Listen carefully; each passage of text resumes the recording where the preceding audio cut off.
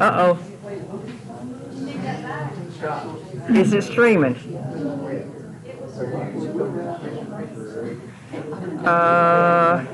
Let's...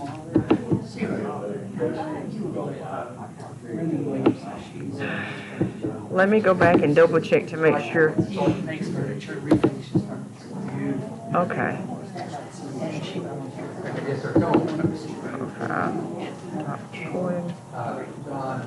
It is streaming. Pretty sure a copy of this, so you can have it. Okay. It's probably the same thing we told you, but this is right out of the book. Okay.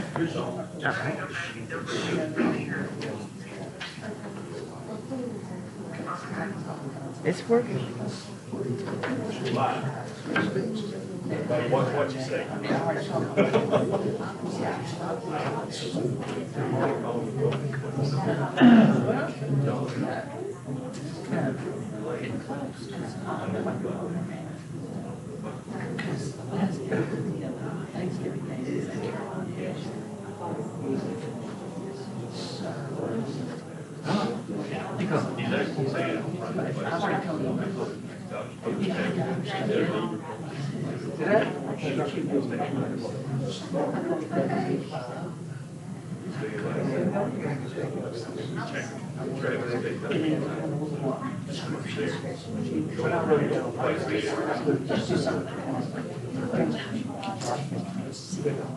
All right, just to let you know, it is 6 o'clock, and for those online watching, but right now we don't have enough for a quorum, and I think Mr. Alford is on the way.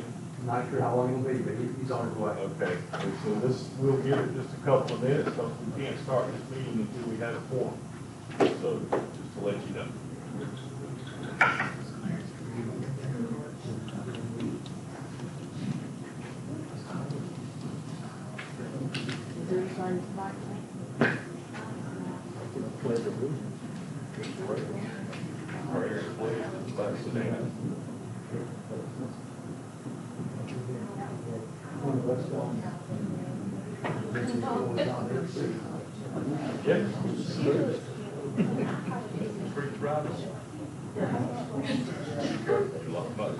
You're live.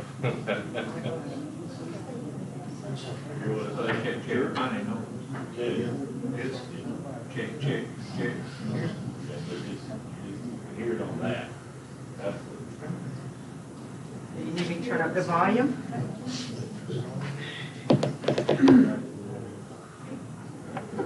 Now it says it's not live.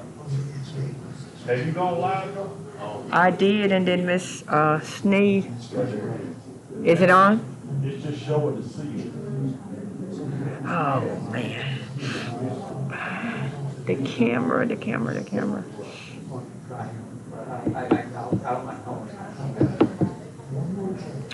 Miss Sneed. Try not to lose you. I'm trying not to lose you.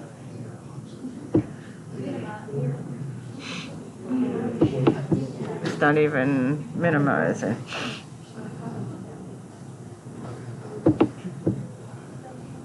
Okay, there we are. Uh-oh, I didn't mean to go out. Okay, all right. Yeah, I can hear you. He's on the way. It's showing the entire Yeah, room. it is now. But it was just showing this stuff.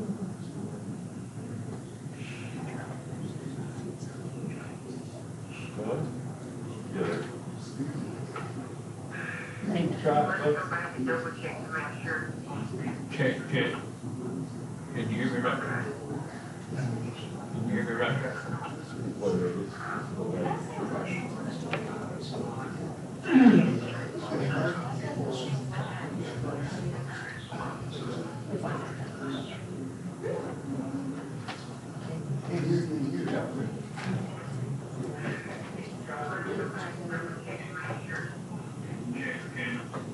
See that?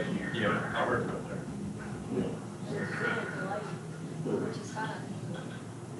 Well, it's going to be delayed. But it's working. You can see it picking it up on the Commissioner Williams is on the way, and Commissioner Office is on the way. We gotta give them a minute. We can't conduct business unless four of us.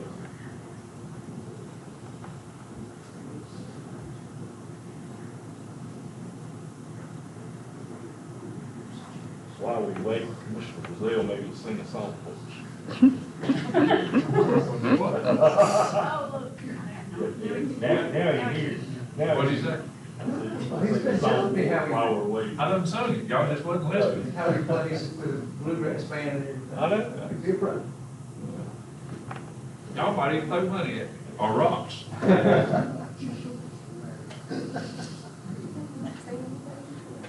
I'll get something thrown at me for sure anyway.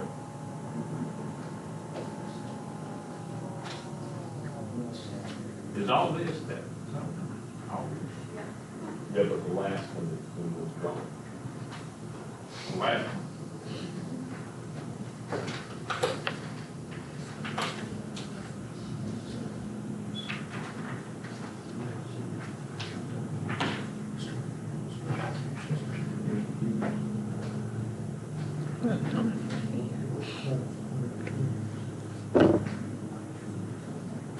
This was what you're saying. But, yeah. Yeah, he's back there, back. Yeah.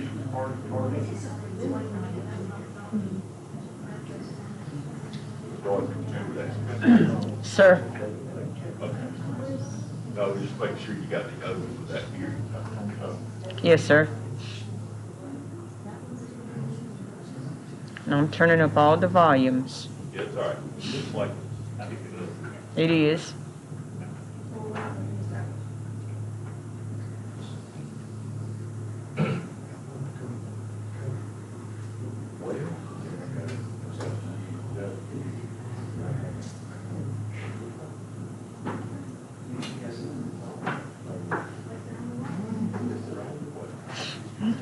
maybe have it on a Tuesday, we'll roll them off.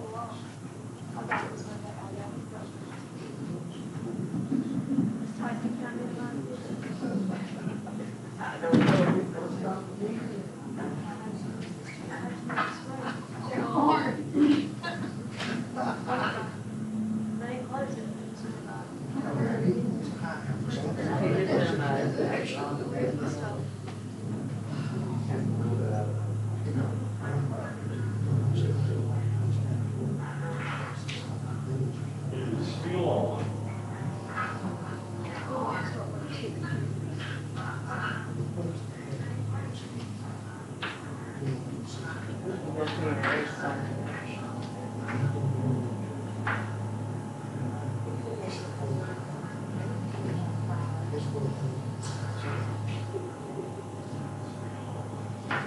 And it's still sound is far off.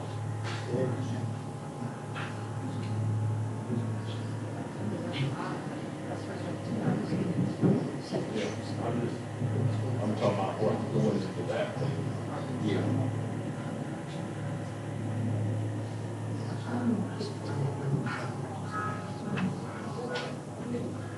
You'll see, you can barely hear me.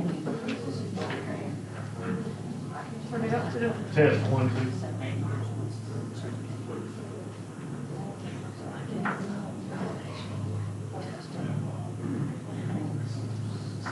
Behind us.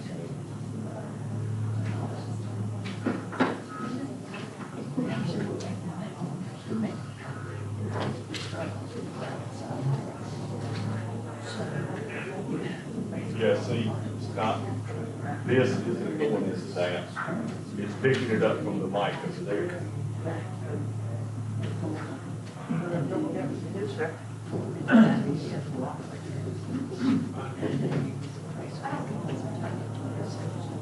Because it should be picking that up regardless.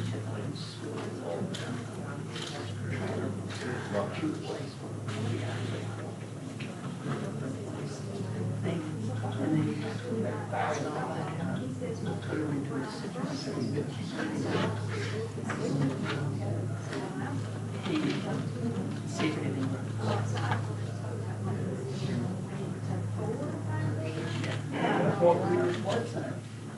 all this stuff here.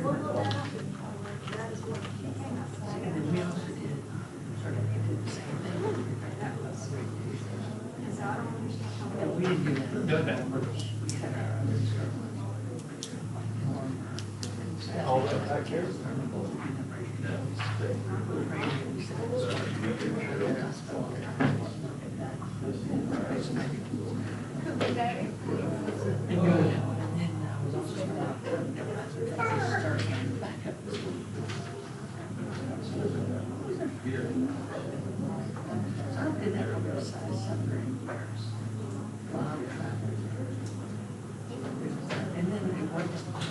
But are you taking it to the garden?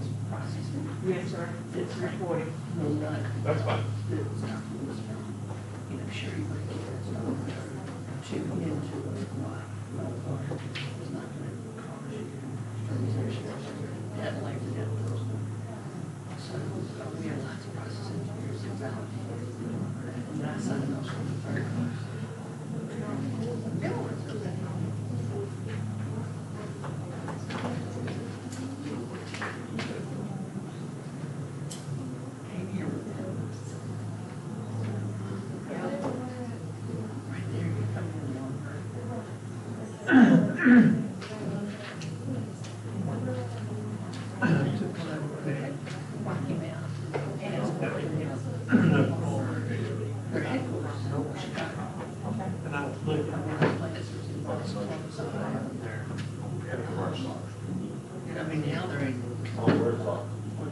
I voted against that. If I ain't wearing, if I'm wearing it, you can't wear it. Anybody want to hear the talk for? Thank you. Our council does, yeah. Appreciate that. So bad if they get a vote. We don't make a rule. Don't wear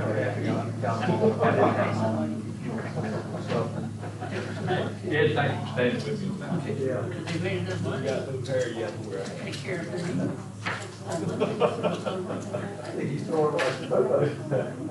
I didn't mention no name. Is it the water bottle got smaller or less? Trying to cut back. We're trying to save money, Dorothy. I heard that. We're trying to save money after Dorothy. Yes, sir. Just a little bit. You all don't drink it. They don't drink it, so that's going to downside of it. All right. Hello. I'm in the back door. Hey. Good, sir. I'm glad you joined us. Thank you. I knew you'd like to make an entrance, but yeah. Been on vacation. All right, now we'll welcome everybody to the September 3rd, 2024 meeting of the Scotland County Board of County Commissioners. We're going to start this tonight with an invocation by Commissioner Gill. Get back your heads, please. Dear Father God, we thank you for the many blessings that you give us each and every day.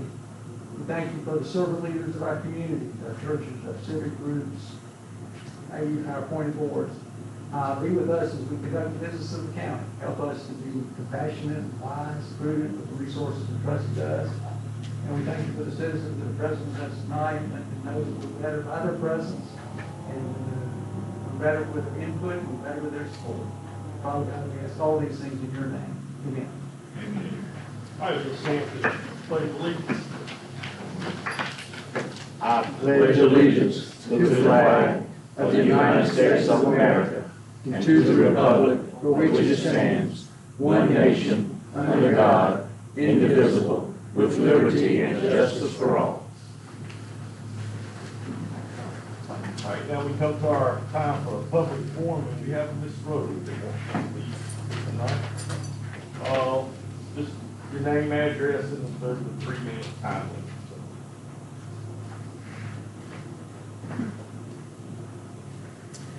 Good evening. I am Martha Robley, and I reside at 1201 Glen Eden Way in Laurinburg.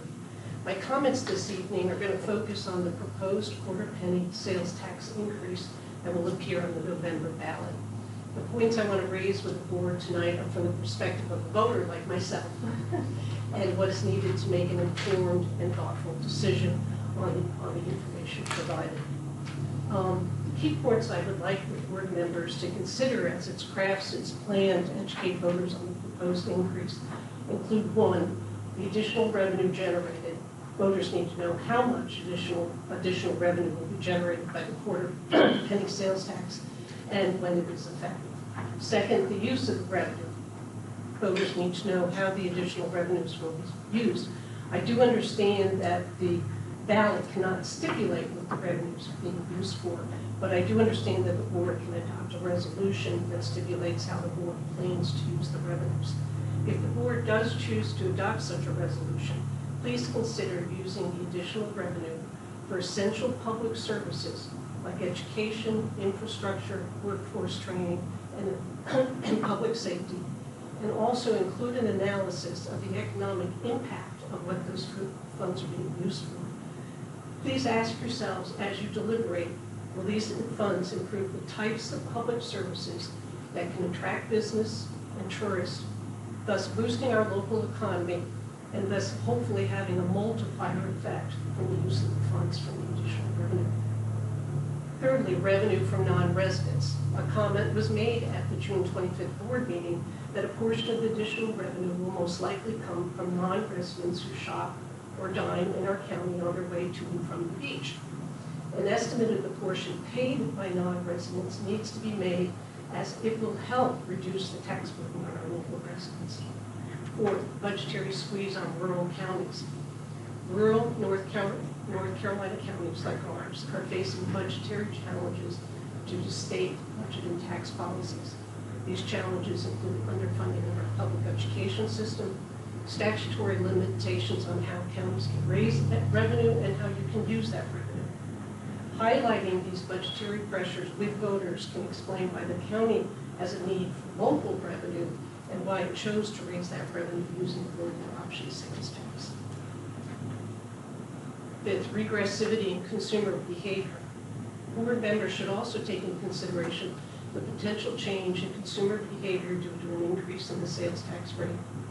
As you know, sales taxes are inherently a regressive form of tax, meaning they disproportionately affect lower-income households. Unfortunately, Scotland County has the highest unemployment rate in the state and ranks 97 out of 100 counties with the lowest per capita income. You couple this data with the recent negative, whether it's perceived or real, of the impact of inflation on consumers, an increase in sales tax, even as small as a quarter of a penny, may distort spending or even voting behavior. It may be important for voters to know that 3 of the counties that are contiguous to Scotland County, including Moore, Hope, and Robinson, I understand already assess a 7% sales tax rate, which, if this referendum is passed, would put Scotland County on par with those counties. Thus, the increase does not put our county at a disadvantage to the surrounding counties. And lastly, exemption of groceries and gas. It should also be clearly communicated to voters that unprepared food and gasoline are exempt from the additional quarter penny. These 2 very important exemptions serve to mitigate any negative impact on household budgets of Scotland County residents. And also, we clarify the wording on the ballot. Although the format of a sales tax question that appears on the ballot, I know, is stipulated or prescribed by the state. A voter could misinterpret the phrase, in addition to all other state and local sales and use taxes, end of quote, that the quarter penny increase is on top of not only the regular 6 3/4, which is assessed today, but also the 2% on unprepared food. So to conclude, I look forward to seeing the quarter-cent sales tax document prepared by Ms. Sneed. I know will be reviewed by the board this evening. And also thank you for considering these points, and I urge you for voter education. Thank you, ma'am. Thank you, Any ma'am. questions before she? Okay, thank you. I just have a comment out of that. Okay. It's real small. Thank you so much for that input. I needed that. I don't know about the rest of you, but that's the kind of input we need. Thank you. I need. And I need that, and I know our voters need that. Thank you, ma'am. Thank you. Is anybody else with the public forum while we're here? Seeing nobody making a run for the microphone, we'll move on to the consent agenda. We do need to make a change on that. I'm sorry, we skipped the whole approval of the agenda, above that. Before we do that, under number 1, consent agenda, we need to remove item C for tonight, which is the release, refund, and discovery report. The reason for that is 2 of our board members are on that report, and we will have to recuse ourselves from that, but we don't have enough to make the vote without us to. So we will move that till next month. That works.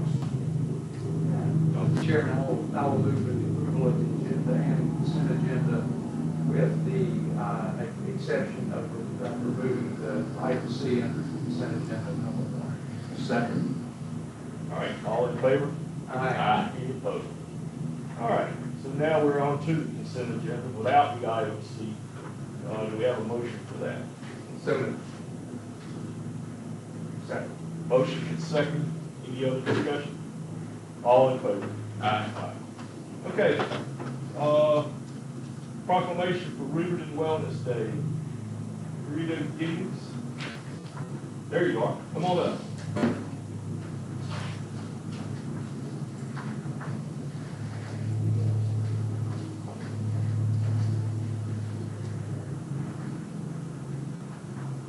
I'm just looking to make sure we have something other.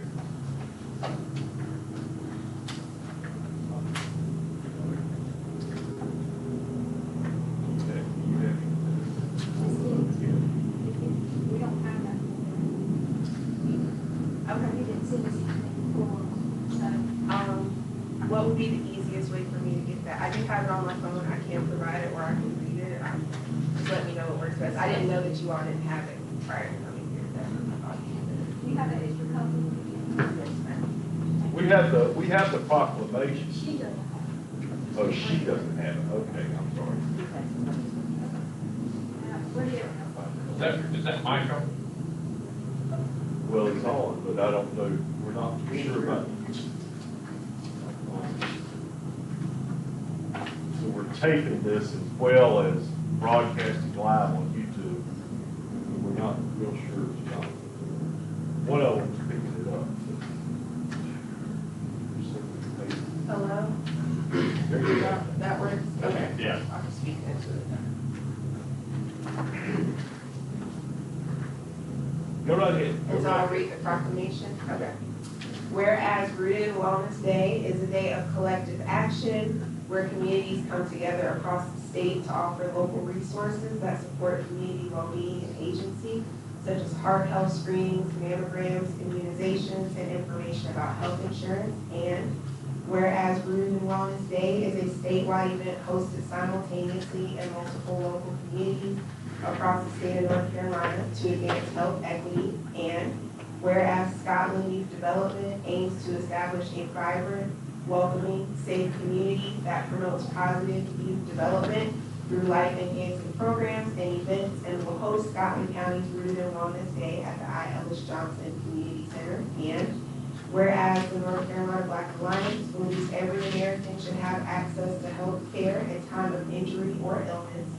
And whereas Black and brown communities carry the burden of inequitable healthcare policies and disparities in the North Carolina healthcare system. And whereas the impact of Rooted in Wellness Day is bringing communities not reached by the traditional healthcare system closer to resources that support their overall health and well-being. And where local leaders from faith communities and grassroots organizations directly impact the progress of health equity in their communities through health policies and mutual aid by convening local Rooted in Wellness Day sites. And whereas greater access to resources and screenings that support community health and well-being and receiving education on healthcare issues impacting communities locally and statewide creates healthier communities that are more informed about the interconnectedness of democracy and health equity. And now therefore be it proclaimed by Scotland County Board of Commissioners that September 28th is to be the Rooted in Wellness Day in Scotland County, North Carolina, and encourage all to recognize and appreciate Rooted in Wellness Day and its impact on our community. So my question was, what day is it? But I guess it's the 28th. Yes. Anybody got any questions? I move we approve the resolution. We have a motion, we have a second. Have a motion and a second. All in favor? Aye. Any opposed? Thank you, ma'am. Thank you. That was pretty painless, and we'll get a signed copy of that, probably tonight. Or do you want that one back? Or You have the original, which is a one page. I don't have any, I thought it was printed. Okay. Oh, you have it up here? Is that something you brought? Okay.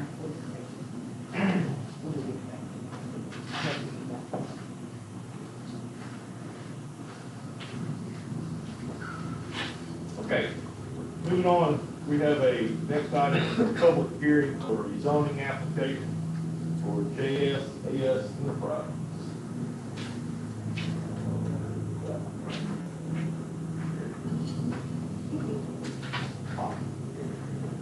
Should have a packet here. This item. Should be the top one that you have. Okay. Good evening. I hope everyone's well. JSAS Enterprises has asked for a rezoning to place a manufactured home on, let's see, what is the address here?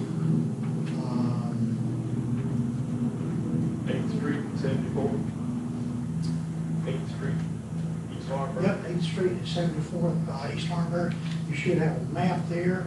JSAS Enterprises is currently the owner of this property, and this has gone through the Planning and Zoning Board. We discussed it, found no issues with any of the requests. This was approved by the zoning board unanimously, and we're bringing it to you with the consent of the board for your consideration. There was no one to speak in opposition that meeting, was it, Mr. Chairman? There was no one to speak in opposition. There were representatives from JSAS there, and they just said, let me hear.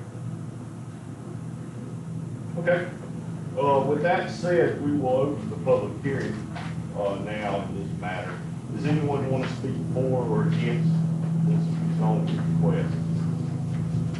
Seeing none, we will close the public hearing and move into our discussion. It looks to me like that's the same as what's around it, basically. Yeah. My only question was, is that within, how does the CDTJ does it? We don't believe they're going to reserve it. It's not been notified that they did it. Okay. And they said it's not to be involved with the thing anymore. But they have a choice there. I got it. So what are we rezoning it from and to? I think it's RA to RA HMA, MHA for manufactured housing. R1 MHA from residential agriculture. It just didn't say on the previous. Well, present zone, it doesn't say. Actually, this, to be honest, it's currently not zoned at all because it is part of East Hartford. Okay, so This will be the so initial that's zone right. on that property. Okay. So we're going from unzoned to a R1 MHA. Yes. All right, anybody else have anything? All right, with that, we'll look for a motion. I'll make a motion. Second. Have a motion and a second to zone that lot, corner of 8th and Business 74 to R1 MHA. All in favor? Aye. Any opposed? All right, thank you. Don't go anywhere. I got 2 minutes left before. So the next item will be a quasi-judicial hearing that we must hold for special use application for Dan and Elizabeth Cooley. Request for a special use to an outdoor animal dog kennel. The property is located at 2527 Spring Hill Road, Wagram. And there's a block and tax map number in there. Just a couple things on quasi-judicial hearings. If you wish to talk to this, if you have a party that's standing, have a right to fully participate, you must be sworn in to give relevant evidence.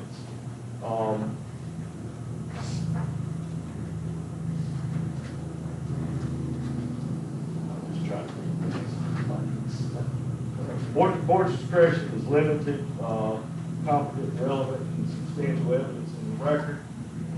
It's not a popularity contest. This is again, it's an evidentiary hearing, just like a court would be done. All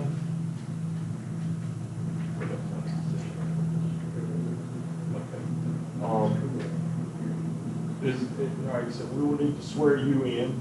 Brooke, do you need to say If you have any questions or. Okay, then we'll swear. She's the smarter one of the two of us. I got you. That way we swear everybody in at one time. Anybody else that wishes to speak on this matter need to be sworn in. I mean, if you have any questions, I'm here to answer. We'll come on and get sworn in if they ask a question. That way we don't have to redo it. Okay. Okay? And Ms. Tyson will administer the oath. On the book again.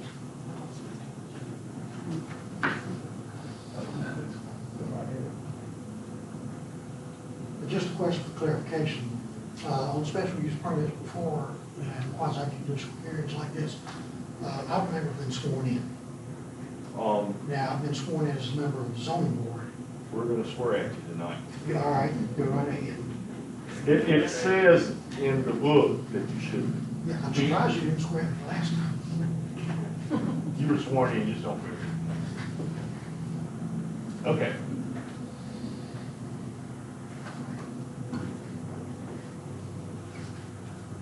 We can all do it.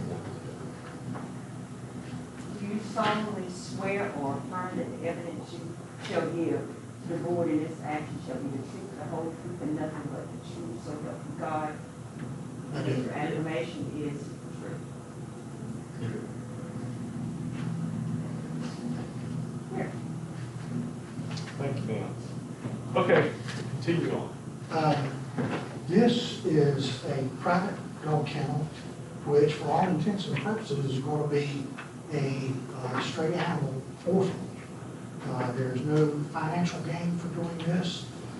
Coolies have asked to have this approved because they are, out of the goodness of their heart, wanting to take care of animals that have no future if they don't have a home to go to. We have reviewed the blueprints, materials list, the right-of-way access from adjacent properties. There's been no need to get approval from other property owners for access. This was presented to the board, I think, 3 months ago, and the board approved it unanimously. There was no one there at that time to speak for the petitioners, and we are therefore presenting it to you, for the county commissioners, for the through the zoning board for your consideration. Same question, the present zoning to proposed zoning. What is it now, what are we moving it to? I think it's staying the same as it is. It's staying the same, they just need a special use permit because the dog kennel will be on a parcel all by itself. It will not be an accessory to the home. Yeah. I guess my question is, why do we need it anyway? But I know that's a little too far. It's in the ordinances. Okay. I mean, I ain't saying it isn't, because I don't, but that was my. Anything on a parcel besides a dwelling is an accessory to something, so it has to have a special use permit for it So to be. it's zoned residential now? Yes. Yes, Oh, okay, okay, I was thinking it was zoned farm or something. it's all our name. Okay, okay. Does it meet all the setbacks and dimensional requirements? It is. It's attached to the property. I mean, just like all of our land is. It's all We own surrounded whatever's by. next to whatever we own. Yes. So, I mean, they, and my son, it's actually my son and his wife, Elizabeth. It's not this Elizabeth, it's my daughter-in-law Elizabeth. But, so Isn't that already its own farm? yeah, And it's got a farm number? good. Well, this is a little corner that was cut off, William Cooley owns the bigger property behind it that he farms. And this is a corner that he sold to Dan and Lizzie because It just gives them better access to So their it's not property. actually, it's not actually zoned farmland. I don't know that it's changed after it was farm bill before they sold it to Dan, now it's just been, I think, Most of the time farmland is exempt from zoning, but the dogs are not included in the farm. It will not be beneficial for the dogs, so it did not go up under the exemption from zoning. I wondered what the difference was there. Thank you for clearing that up. Like I said, she's smarter than me. Oh, I guarantee you. But, okay, yeah, I see the map, and I guess that was my biggest thing was I believe we need to do it for anybody, but anyway, that's, I think we're a different talk. So, all right. I will make a motion. Go ahead, let's, I want to close, I want to see if there's any other discussion. All right, so is there anyone else that would have standing that wishes to give testimony? For ordinance. Seeing none, all right, we will close the hearing. All right, we'll close the hearing, and now, I move we approve the I'll second. request. All right, we have a motion in a second. I have just one comment to make. Okay. To the Cooley family, congratulations. This is something we need with the issue of the way animals are being treated and. a lot of them are hounds that people have abandoned in the woods. Yes, no place to take It's them. a hunter, there's no place to take them, and they don't believe in euthanization, so, yeah. Anybody wants to adopt one, come find them. Thanks. They got more than they need, but they're passionate about it. And this is, I apologize for asking this question, because I think it's important that it's to the county to know. Are Dan and Lindsay going to try to transport these dogs to other counties to find They have. homes? They've talked with, I mean, they're friends with, up in Raleigh, they've talked to some of the, trying to get some of them out of Scott County to other no-kill shelters. But they're very particular, they'll go, well, you know, some of these counties, these shelters will say, well, yeah, well, we'll take them, but if they're not adopted within a month, they'll kill them. And so they work with some of these, and they're trying to move them out, they even outfitted, they bought it's a small, very small little motorhome. They totally redid the inside of it, and they can have like 20 kennels. And they're working with even the Scotland County Animal Welfare to take carloads of these up into New Jersey and Connecticut where, so they trying to work with them, and they just did get this van finally finished.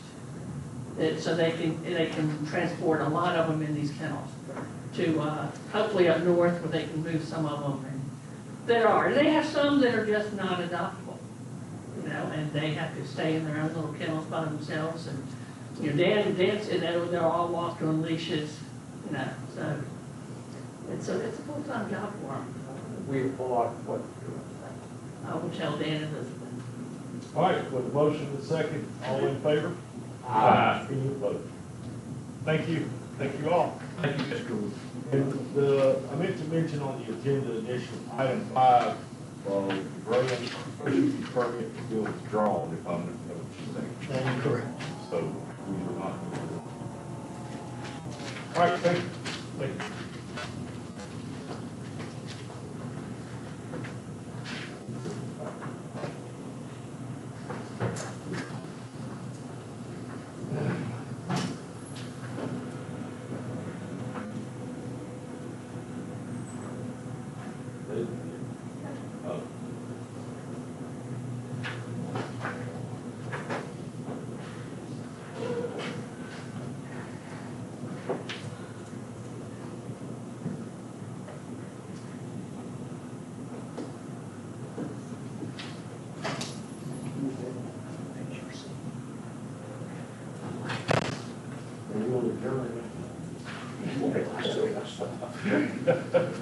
We could adjourn. All right, we'll move right on. Item number 6, public hearing on road naming and address change ordinance. This is the Okay, so I brought this before you last month. A little history on that. We had a team or a committee get together that identified the need to be able to name roads for the purposes of a better emergency response. So the law enforcement or ambulance or fire needs to get down some of these roads that aren't named, or they're the same name as the major road that they branch off of, we need to get those roads named. So this is an ordinance allowing us to do that. You've had the ordinance in place, let me back up, but it was old and it needed some revisions. And as I scroll and you see, you say, why is all of this taken out? Because what was written into the ordinances before was the step-by-step of how to change a road name or how to name a road. That's more procedural versus ordinances that commissioners need to pass. So we took the procedural out. That will be decided by the committee, and they already have a procedure in place, but we realized we need to tweak that as well.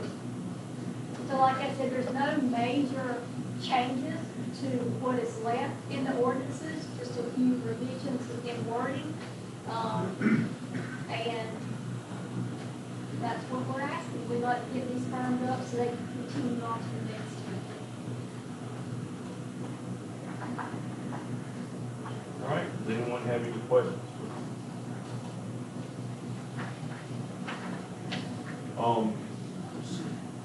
The only thing I had on there was that section 13 about the effective date, 1989. Are we going to change that? We will. It's I just highlighted. highlighted that. So you would know how old your last version was. That's over 35 years. I move we adopted an amended ordinance. Second, sorry, hold on. We need to have a public hearing about this.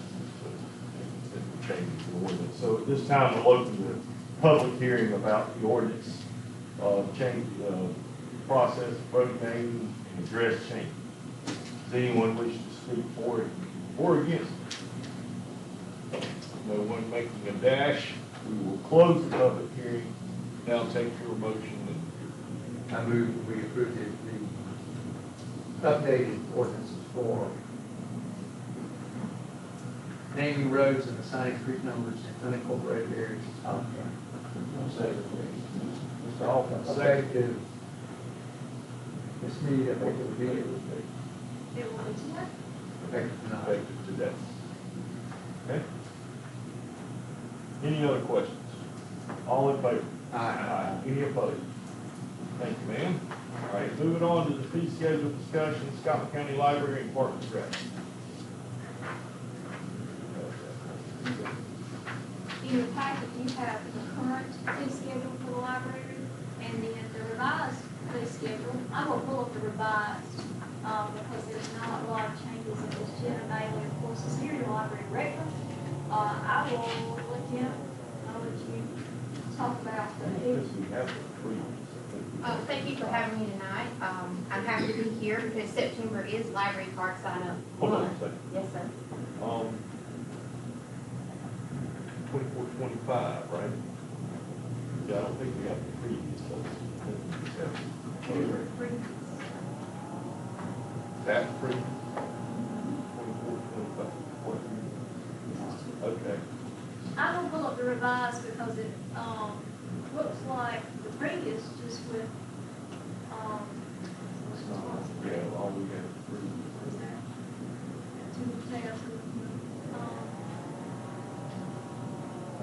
24, 25, that's next.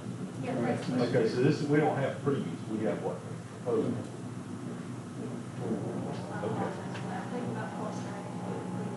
So here's what Ms. Gina is proposing.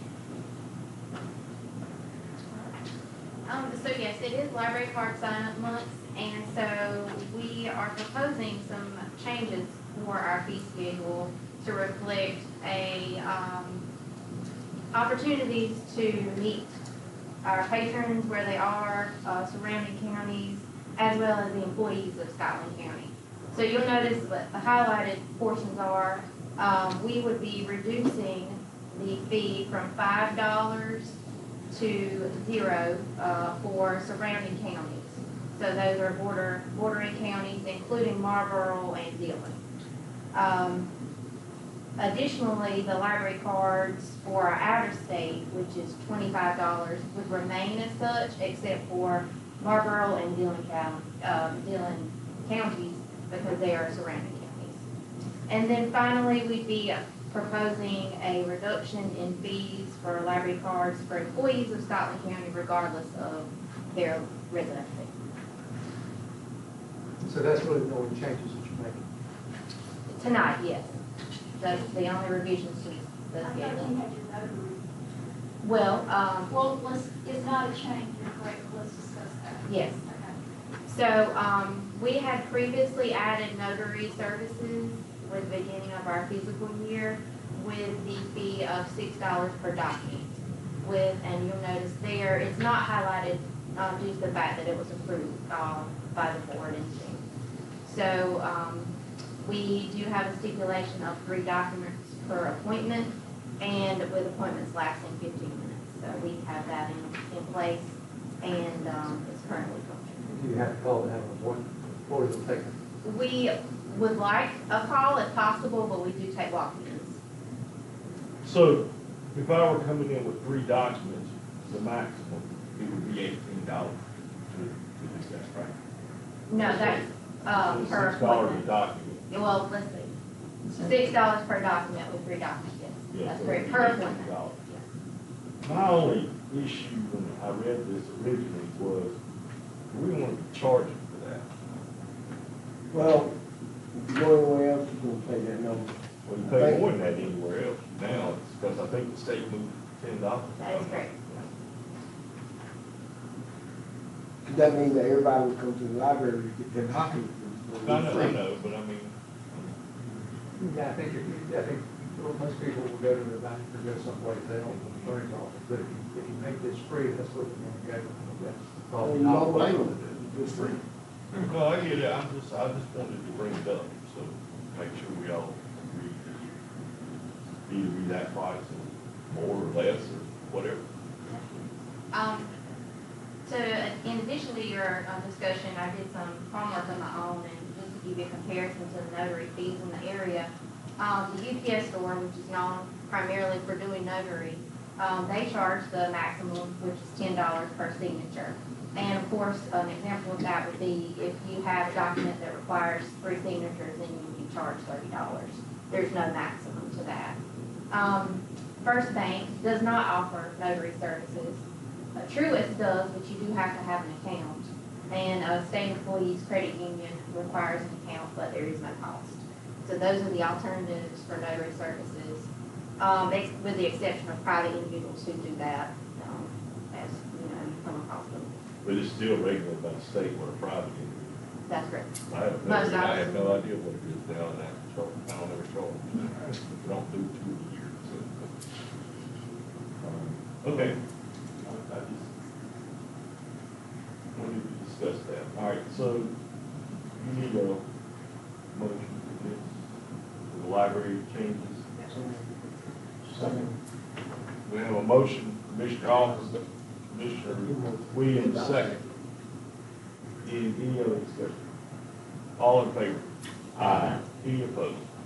Thank you. Thank you. Then we'll move on to the Parks and Rec. Okay. Parks and Rec is scheduled. Here we go. So I brought this back to you all, not that there's major changes to the price on here, but we are starting to get more and more requests to use our tools. And I'm learning that different rates have been applied over the years. And so, and we also, of course, we'll talk about later, we have FSU's request to use the field. And so as I'm getting more and more requests, I would like your guidance or your wishes on, we have a couple of choices. Is everyone going to be charged the same? No matter if they are a school, if they are not a school, if they are a nonprofit, or do we want some type of exceptions built into this fee? Scott? I think, me, I would say you keep it all like it is, and then if there's an exception to that, then you can take it up. If you build it in there, then, you know, that My biggest thing on Parks and Rec fees is that top part about where the kids pay for whatever, the $15 or $20, whatever it is that we want whatever, and I know we don't, but don't turn anybody away that can't afford to pay that money. You'll get it, however you get it. That, so I'm sorry. No, that's fine. And one of the exceptions I've seen is that, we have a couple schools that use our fields. And if we applied this fee schedule strictly, it would be $100 per game. We let them practice free of charge. Really first come, first served to their soccer fields to practice. But for games that we have to line the fields, we have to provide staff, lights on, and nobody else can walk onto that field because they've rented it, that would be $100 a game. It should be a charge. So what I've seen is, so one school may have 9 games, that would be $900 for the season. What I have seen is they have been given a discount rate of $500 for the season. Have it been the same for each school? It has. They say why? We'll say why. And how long? And I recognize that's not the fee schedule, that the fee schedule wasn't being applied. Does that include the referees? That's total fee. Yeah. For everything we have to do to prepare. So if you're paying 3 guys out for a soccer game, that's coming out of that? We don't have to provide the referees. Okay. But we hit the paint, of course, and we line the fields. We do at least have one staff member out Be there there. because they're there, and of course. Do we have a cost on it? What it costs? It would be hard to say per game, because once we line those fields one time they're lined for the season. We're paying part-time staff, and so that's not a huge salary staff out there. It's hard to say what it is per game, break that down like that. So if they rent the field for $100, that'll eat up some labor real good. Nothing, the charge to get in games. I don't think so.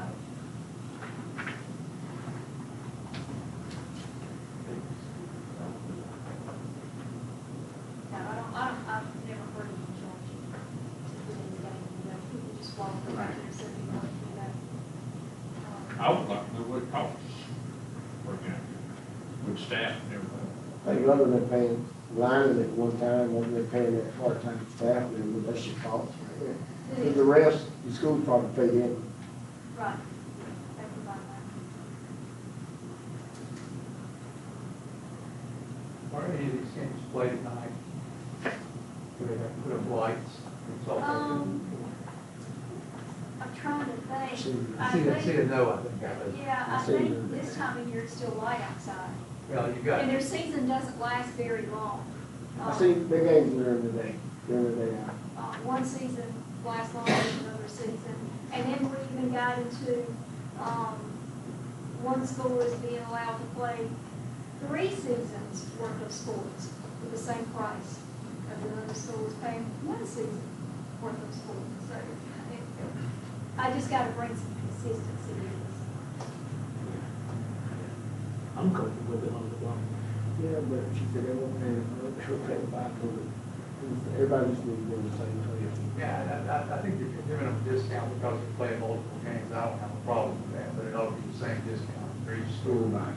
And if it's a season, maybe. I feel like $500 is a fair price for a season for a sport. And if we roll into a different sport, that may be on a different field.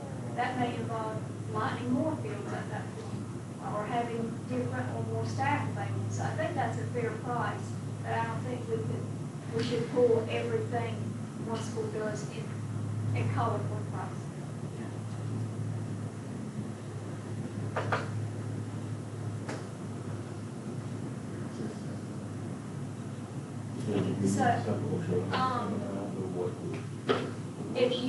If that's what you all want to do, if you don't want to vote on that, I can revise this and send it back out to you and you can see the final version. So how do you need that push? That's what I'm getting at. I'm thinking of how. So let's word it director has the discretion to charge, not team sports, but, outside organizations with season-long sports, a $500 fee for the season.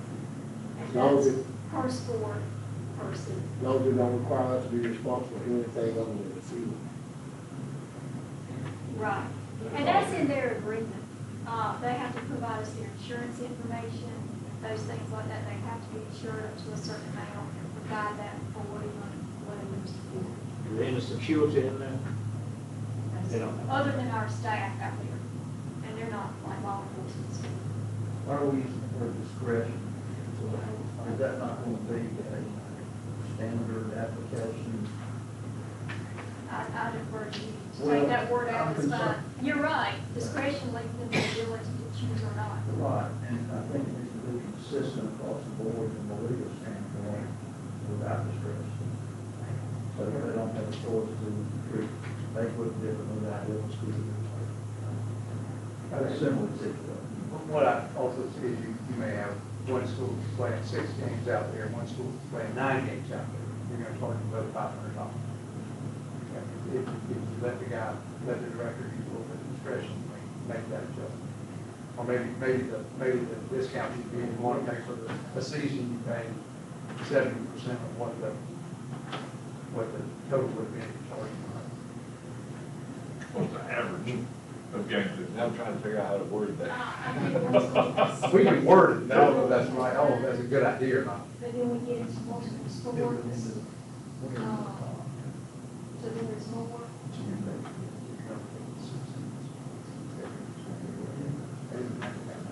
So I haven't come across any that the $500 wasn't less than what they would owe if we applied this 15%.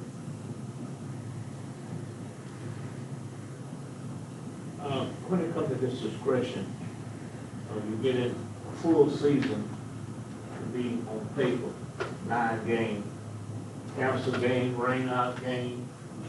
So if someone paid it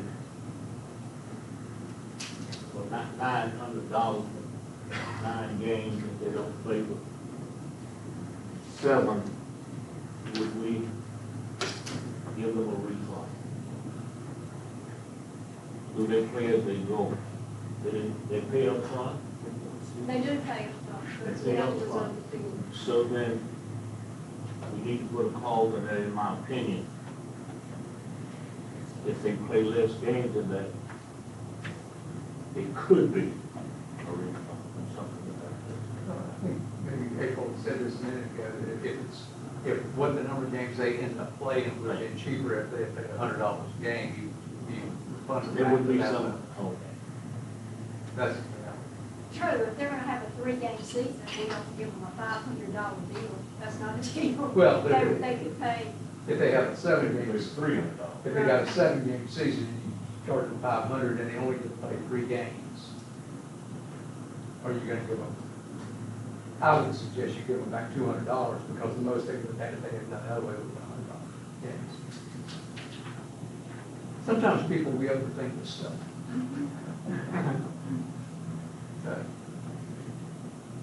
Well, I'll leave it up to your wise discretion as to how to word that. Well, I guess what I and then might, we don't have to approve this tonight. I can work with Mr. Johnson on the language and we can Okay. bring it back next week. that's what I was gonna, that was gonna be my motion. Okay, that may be the best. I don't even know what we're doing on that. You got it, right? Thank you. I got it, yes. I think I have it. I think you all want a discounted rate for a season worth of games. And if they don't get to play games. Got it. Okay, all right, we're good. So the next item is the quarter cent sales tax. Yeah. Doc, I think you had sent that out to everybody before, but Here's a first look for the public at what we would like to put out. And interestingly enough, much of your comments are in this. We've covered those things. So I just wanted the commissioner's approval tonight. You saw a first draft of this a few weeks ago to say that this is the message you want out, and so we can start getting that out to them.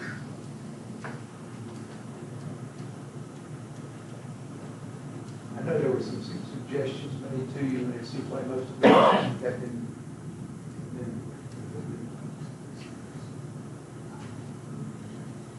Well, and one of the things I would suggest, or took as a suggestion from actually somebody else, but about us doing the video promoting it. But as you all know, in the last 30 days, getting y'all together in one place has been like herding cattle. So, and it may be summertime, but we can still do that if you want to do it. I personally think it's a great idea. Yeah, I do too. It's just trying to get you all at one place at one time. Well, and it may be that you could each take a topic and we video you individually and push a topic out a week, so we don't have to put it all together at one time. Well, we couldn't do it all together at one time anyway, or we run into meeting issues. Right. But, Or take a question at a time and video it like that, so whenever it's convenient for you to come up, we'll do your video and start posting. you can do it that way. I like it. Or do two at a time. Right. I mean, whoever. So, I mean, if you can put together some kind of schedule or script on it, and then just get with us and we can come. But we need to move on with that, because it's coming up. So, Yeah. It's coming I back. think next week we or could something. get them all videoed within the next week, for sure. As Ms. Tyson will attest, it's hard to get more than one of us in the same place at the same time in such a short days. Anyway, all right. Okay, moving on. So let me be clear on this. We're gonna do what now? We're gonna go up and do a short video and of just, and you'll take one of those topics or two of those topics and just kind of explain what it is and what we need to do. I just want, the last time we did not do that well. We did communicate. It wasn't well. promoted well. Yes, and this is a great idea, but we really have to explain it to our people here in Scotland County, and I think we'll go for it. We don't have a crystal ball, we can't see the future, but we need to project it the best we can, so that, because if we're going to improve the life of our citizens, we have to have funds to do so. And this is the least painful way to do it.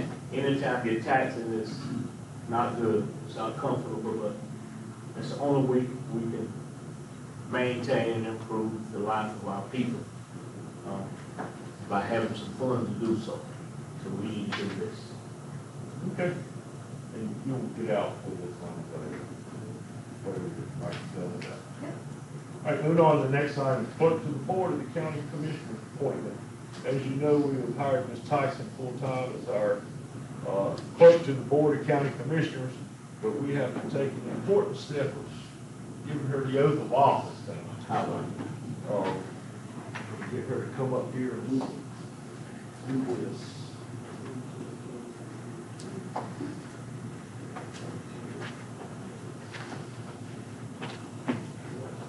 Bring your.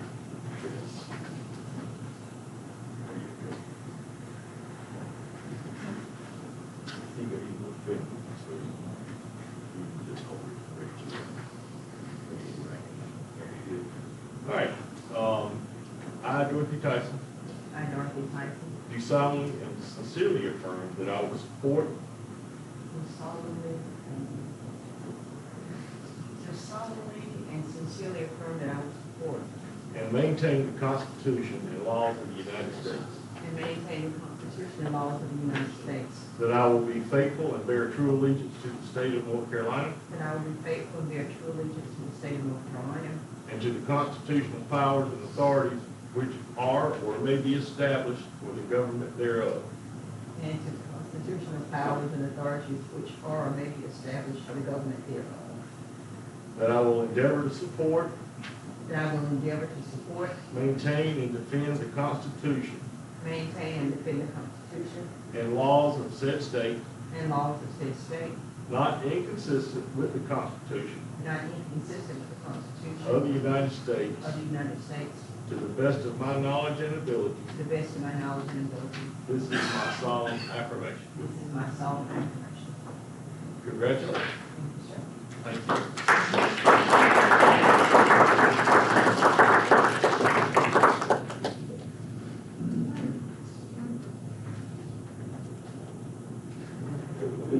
Thank you.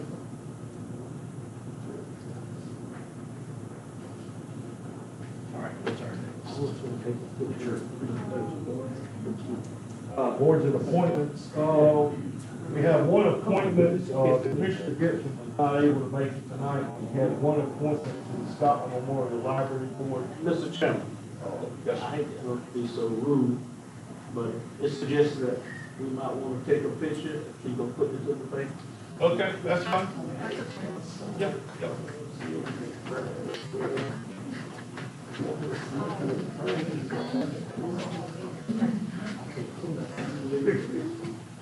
Stuff like that never goes through my mind. That face I got to the radio.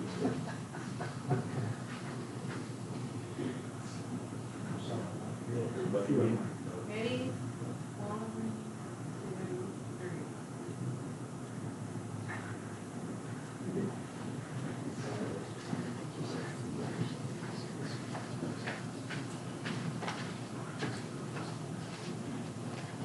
3. All right, so we have one other appointment to make to the Scotland Memorial Library Board.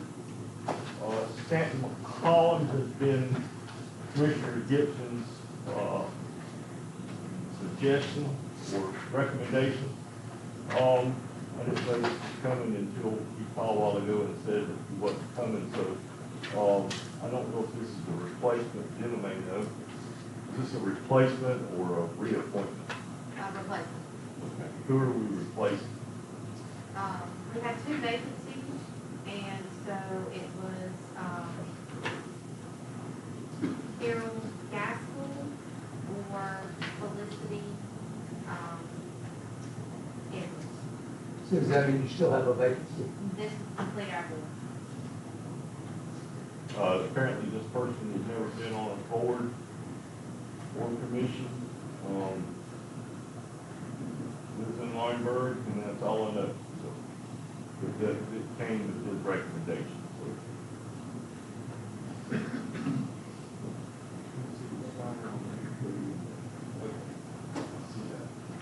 All right, so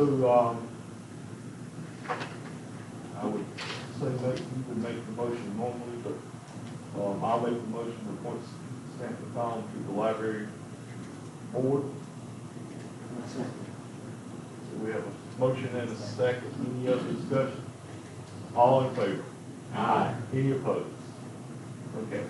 County manager report. Okay.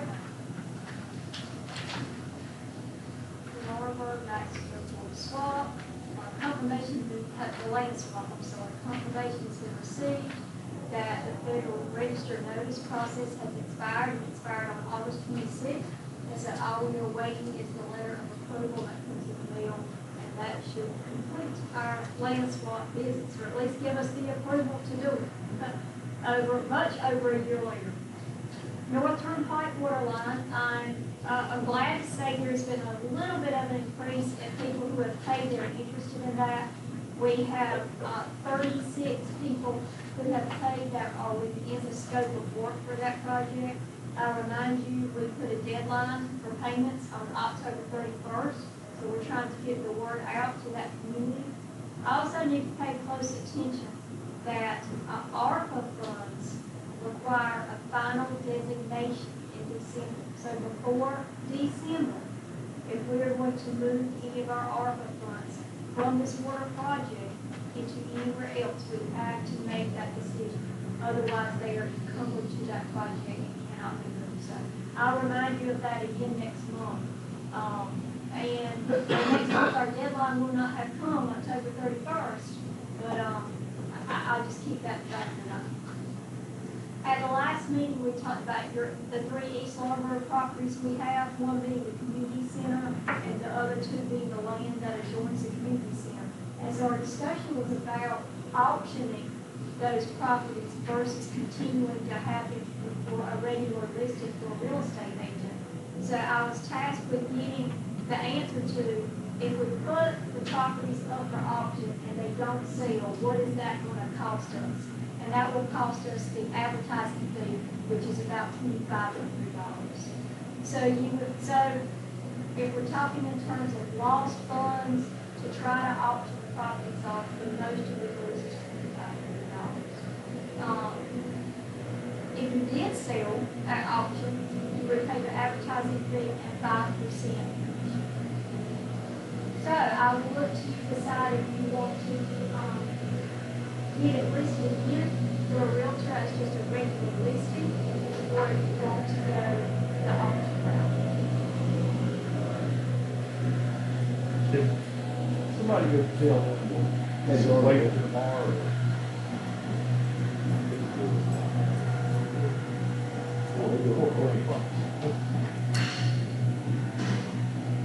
Okay. Do we still have the $65,000 off?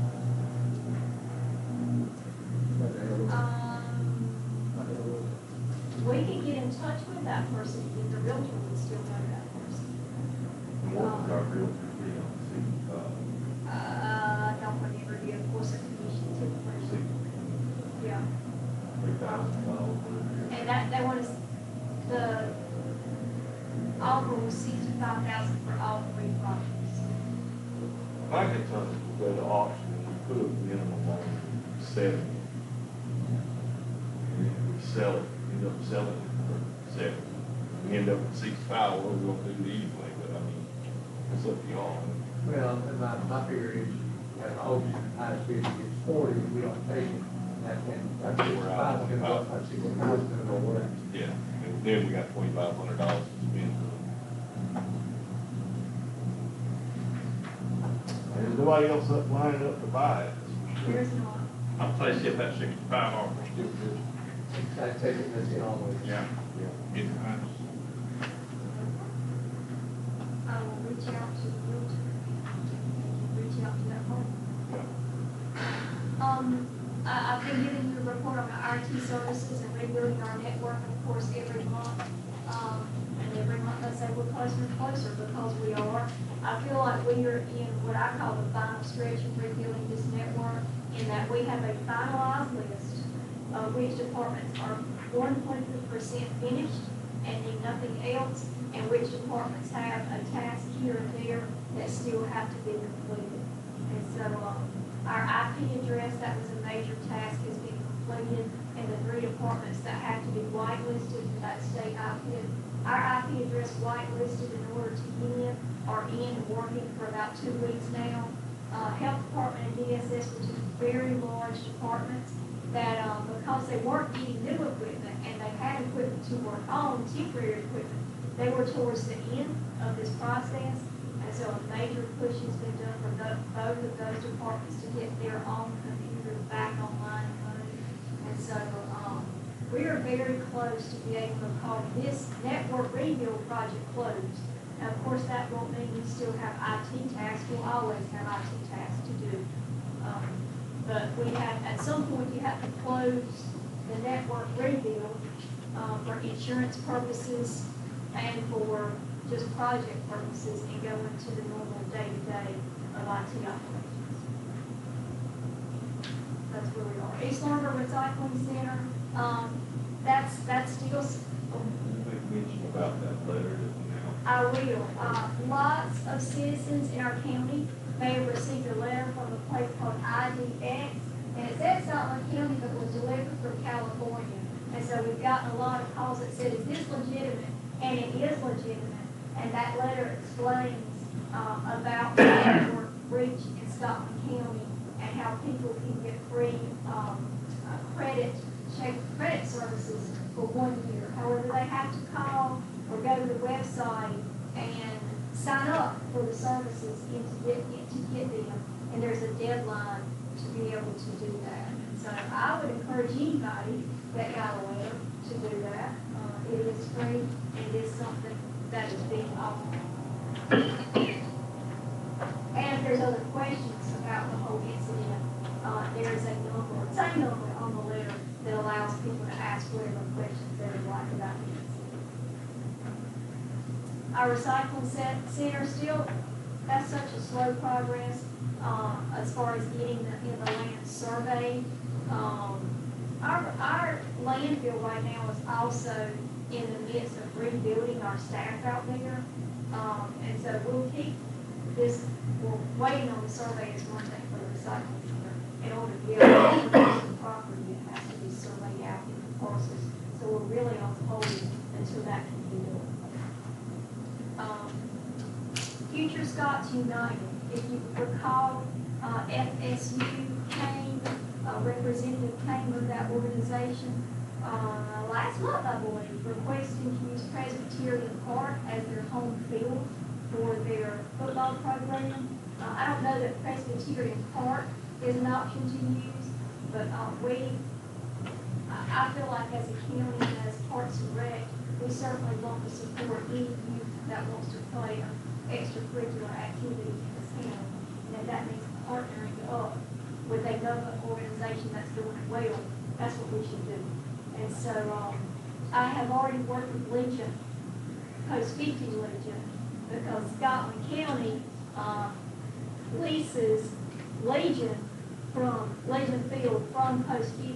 So I've already spoken to their Mr. Jenny Bennett, and he is reviewing an updated agreement. I do have a question. We're looking at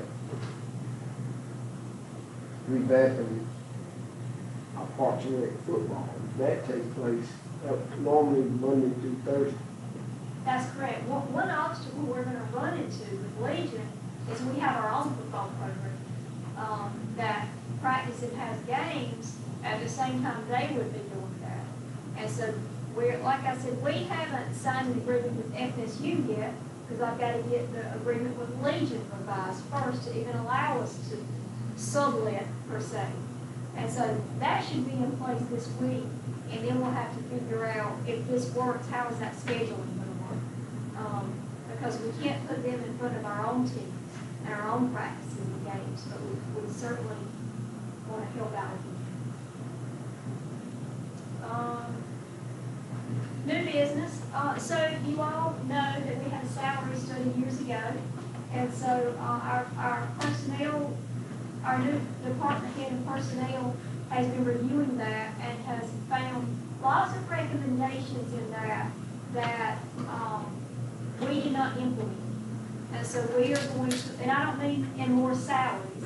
We implemented all the salaries, but there was other recommendations in that for how departments are designed, what certain positions should do what. And so we're taking a good look at why those weren't implemented. There may be a very good reason for that, or do we need to implement some of those that came out of that. I've also been working on the lead service inventory for our water lines. That is due in October. The state says you will do this. We should not have any problem. Our water lines are too new to have lead in them, and so this for Scotland County will be a formality, but we do have to get that reported to the state. And then in your packet, you had a letter, a report to the community letter. It's rather a long letter, chocked full of information that we want to put out to the public so the public can learn more about Scotland County and specifically what Scotland County did during fiscal year 24.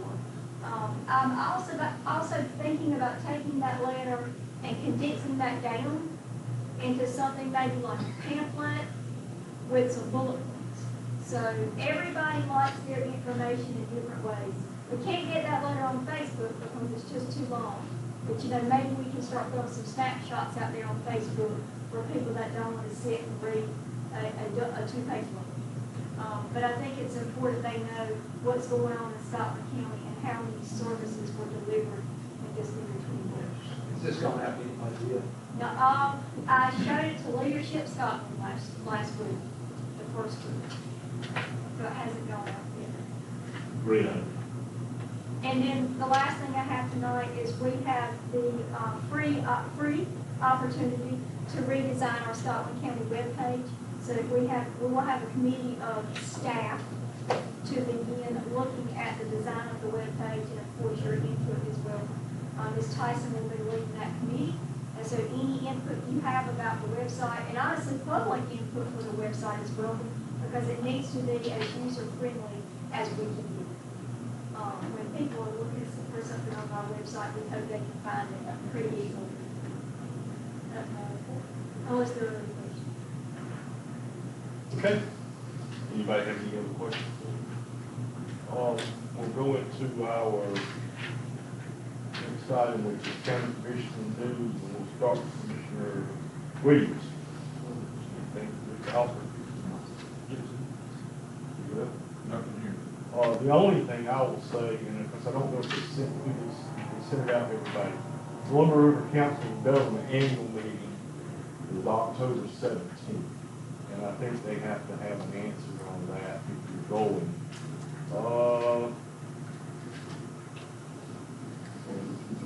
October 1st.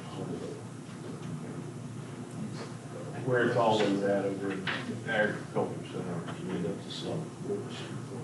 All right, with that being said, we need to go into closed session for a matter of personnel, which is listed on the statute under the agenda. Thank everybody for coming, and we'll see you next year. Probably need a motion to go into closed. Motion approved by second. Need a second. Have a second. Mr. Williams, all in favor? Aye. Thank you.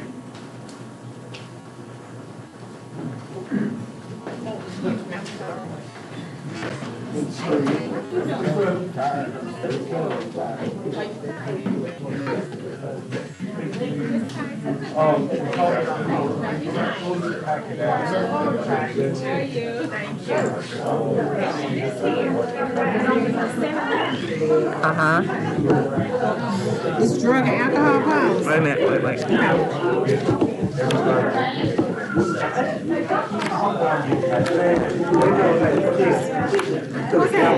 They know the label they leave.